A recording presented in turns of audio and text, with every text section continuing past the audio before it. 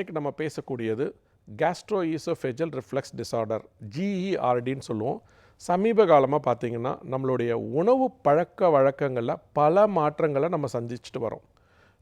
உதாரணத்துக்கு சொல்லணும்னா, fresh fruits vegetables சாப்பிட்றது குறைஞ்சிருச்சு. Packed food, preserved food, hotel food சாப்பிட்றது அளவுக்கு அதிகமாக இருக்குது. ஸோ எப்போ ஒருத்தர் நார்மலாக அந்த ஃபுட் எடுக்கிற ஹேபிட்லேருந்து மாறுறாரோ, அந்த ஹேபிட்ன்றது மிக மிக முக்கியம். டைமிங், காலை மதியம் இரவு 3 வேளை ஃபஸ்ட்டு ரெகுலராக ஒரு ஹேபிச்சுவேஷன்னு சொல்லிட்டு பயாலஜிக்கல் கிளாக்குன்னு சொல்லக்கூடிய நம்மளுடைய உடம்பை நம்மளுடைய லைஃப் ஸ்டைலுக்கு ஏற்ற மாதிரி டைமை ஃபிக்ஸ் பண்ணோம். உதாரணத்துக்கு காலையில் 8 மணிக்கு நம்ம பிரேக்ஃபாஸ்ட் சாப்பிட்றோம், மதியானம் 1 மணிக்கு லஞ்ச் சாப்பிட்றோம், ஈவினிங் 7 மணிக்கு டின்னர் சாப்பிட்றோம்னா தினசரி இதே டைம் பயாலஜிக்கல் கிளாக்கை நம்ம ஆக்டிவேட் பண்ணி ரெகுலராக நம்ம அந்த மெக்கானிசத்தை பண்ணும்போது நம்மளோட டைஜஸ்டிவ் சிஸ்டம் நார்மலாக வேலை செய்யும். பட் சமீப காலமாக இர்ரெகுலர் டைம் ஃபுட் ஹேபிட்ஸ், அதாவது நேரத்துக்கு சாப்பிட்றதில்ல. ஒரு நாளைக்கு 8 மணிக்கு சாப்பிட்றது, ஒரு நாளைக்கு 12 மணிக்கு சாப்பிட்றது, பிரஞ்சுன்னு சொல்லக்கூடிய பிரேக்ஃபாஸ்ட் லஞ்சை சேர்த்து சாப்பிட்றது, நைட்டில் டின்னர் மேக்ஸிமம் ஸ்கிப் பண்ணுறது.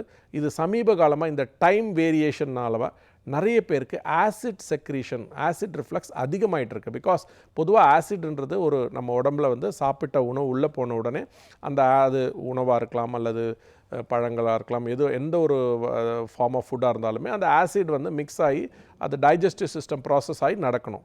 எப்போ இந்த ஆசிட் நமக்கு உபயோகம் இல்லாமல் அந்த வயிற்றுக்குள் பகுதியிலே அந்த இடத்துல இருக்கோ, அப்போ அந்த ஆசிட் அதிகமாகி அசிடிட்டி க்ரியேட் ஆகி வயிறில் இருக்கக்கூடிய மியூக்கோசல் லைனிங் ஃபுல்லாகவே அல்சர்ஸ் க்ரியேட் ஆக ஆரம்பிக்கும். பொதுவாகவே பார்த்திங்கன்னா கேஸ்ட்ரிக் ப்ராப்ளம், அதாவது சாப்பிட்ட உடனே அறிகுறிகள் ஏற்படும். நம்ம உடம்பு சிம்டம்ஸ் காமிக்க ஆரம்பிக்கும். சாப்பிட்ட உடனே ஜீரணம் சரியாகாது, வயிறு உப்பசமாக இருக்கும்.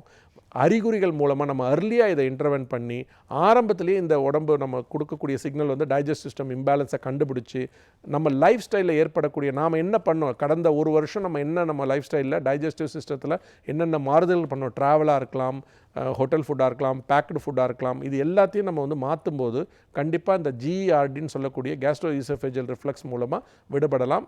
இதை தவிர்த்து மிக முக்கியமாக பார்த்திங்கன்னா அளவுக்கு அதிகமாக ஏற்படக்கூடிய மன உளைச்சல்னால கூட இந்த GERD அதிகமாக இருக்குது சமீப காலமாக.